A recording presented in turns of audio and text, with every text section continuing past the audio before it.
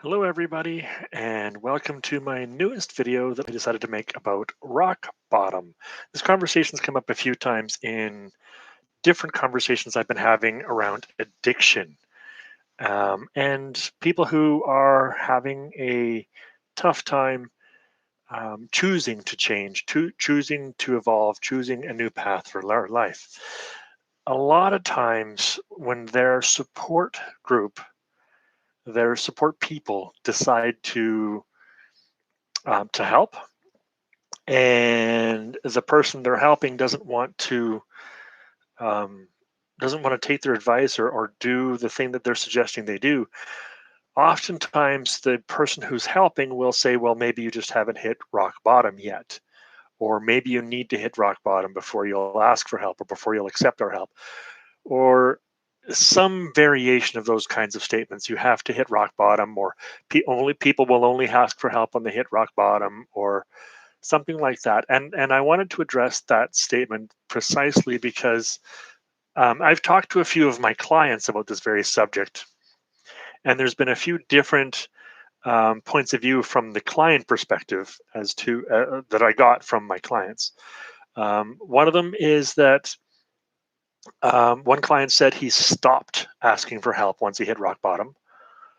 For him, rock bottom was the place where he felt he was completely unworthy and didn't think he was worthy of help anymore, that anybody would, even if he asked, nobody would answer anyways.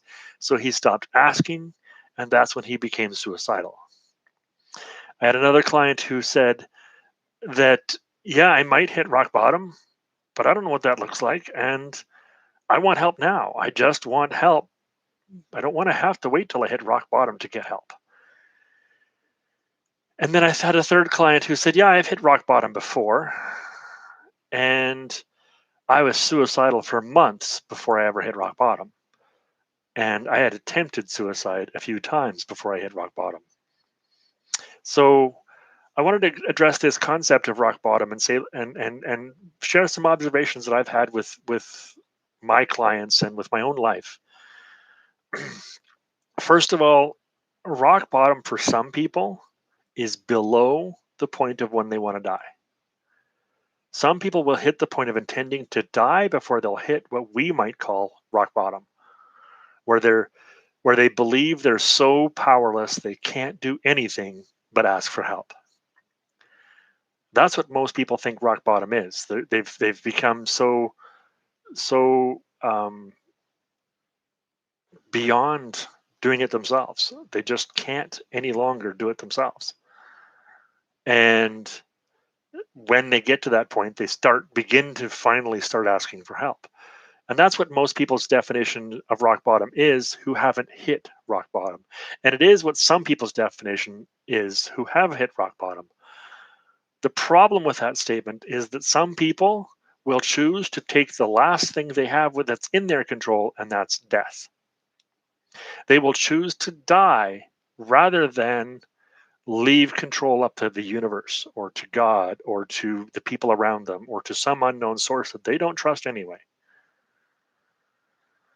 So before a person hits that place where they give up control and surrender and decide, okay, fine, I'll let somebody help, some people will choose to die before they get to that place. So the more we hold on to this concept of rock bottom, that person can't, if they're not letting me help them, that's because they haven't hit rock bottom. The more we hold on to that concept, the more we allow people to experience their own pain and misery and perhaps choose to die before we offer to help them. Now, if you're okay with that option, then please, by all means, keep talking about rock bottom. And the other option is, as one client said, he stops asking for help when he hits rock bottom. He believes when he gets to that point where he's lost all control, he believes he's worthless. In his own words, he was asking for help. He had been asking for help for days, months, years, even from different people, from different sources. He'd been asking different people he knows, different people he loves, friends, family, relationships for help. And when all the people he's asked for help aren't able to give him what he's looking for, That's when he hits rock bottom and there's nobody left to ask. So, this concept of rock bottom in his case is the reason he quits asking. And what we mean when in his case, what we mean is we need him to surrender so that we can help him. And the problem with that whole concept is when we think somebody needs to surrender, we the idea there is that they need to surrender to what we think they should do to get better. And how do we know? Most of the time we don't know, so we're grasping for something that we can do to help. We're grasping for some way that we can support them that they will listen to.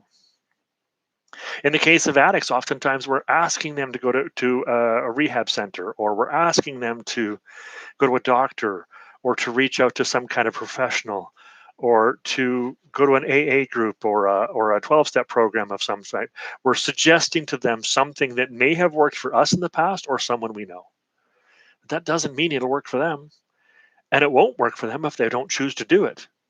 But just because they don't choose to do the suggestion you've given them does not mean they haven't asked for help and they're not open for help. Maybe they're not open to the thing you're telling them they need to do, but they might be open for some other kind of help. As a matter of fact, most addicts that I know, most people that I know who have trouble accepting help, they only have trouble because the help that they're having trouble accepting is somebody telling them what they should be doing. And what they don't feel people are doing is listening to what they want, listening to their thoughts and patterns. And perhaps we stop listening because what they've been trying to do hasn't worked. So now it's time to listen to what we think is better. And that's us trying to control them.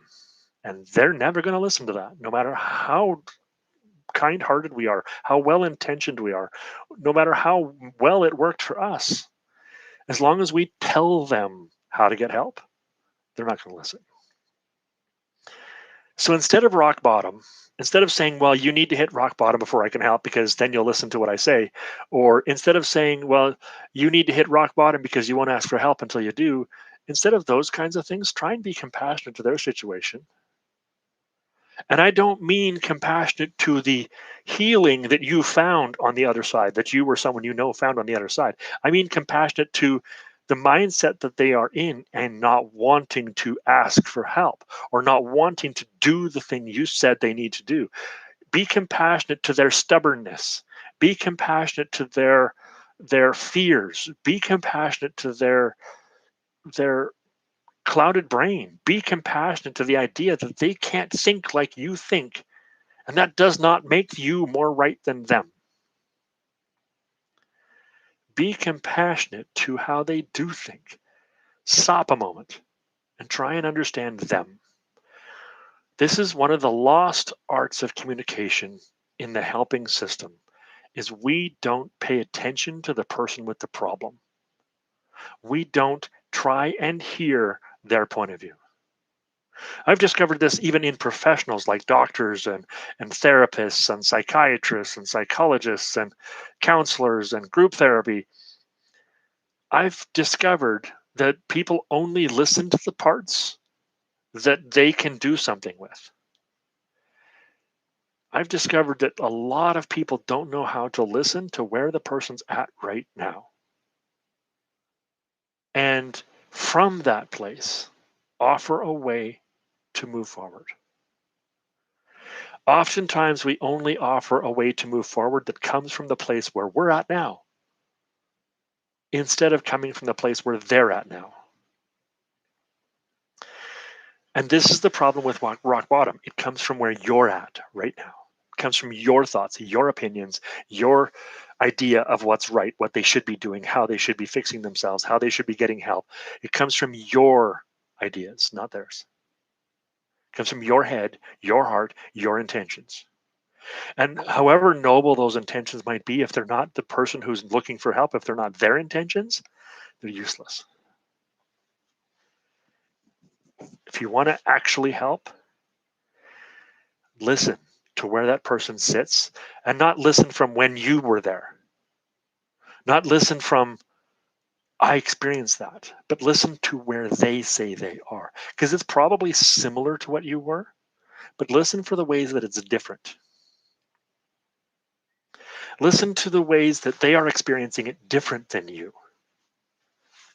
Listen to the ways that they don't feel heard whenever you say, yeah, I get you because I was there. Listen to hear them, to help them feel heard.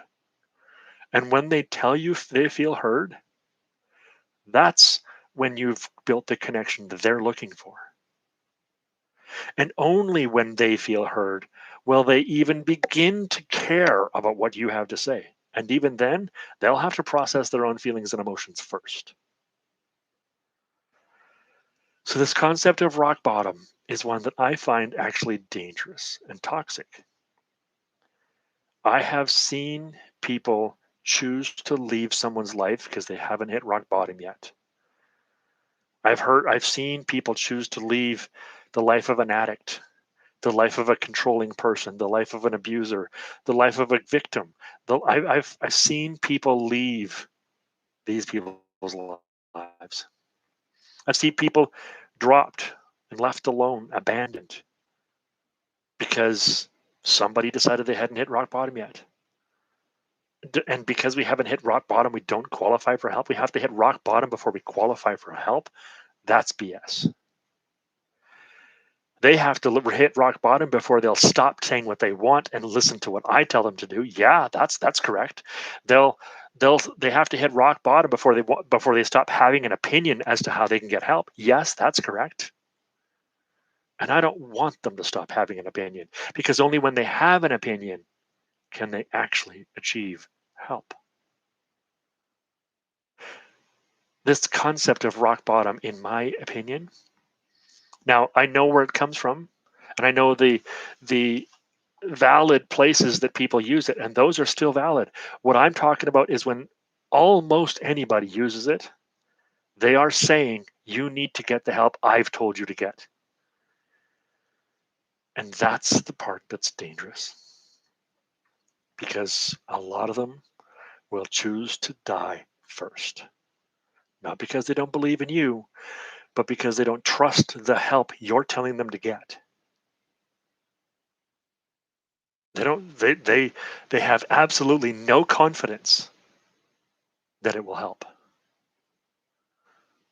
And it's not worth them spending more energy to prove to you that it won't help when they've already proven to themselves and probably dozens of other people that it won't help.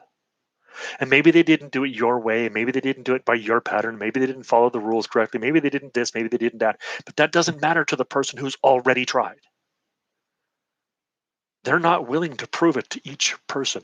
Each person that comes along and wants to help, they're not willing to do all the things that person says because they've done most of them before. If you want that person to listen to you, you need to listen to them a lot first. They need to feel heard, then process their emotions. Then they need to feel heard consistently enough that they start to feel somebody gives a shit. And they need to process those emotions. And then they need to feel somebody gives a shit enough where they actually think that that person might be able to help. And only then, and that's usually not for months, will they even begin to take your suggestions. And most of them, they'll still reject at that time. You need to build that trust instead of waiting for them to hit rock bottom. If you don't build that trust, stop trying to help.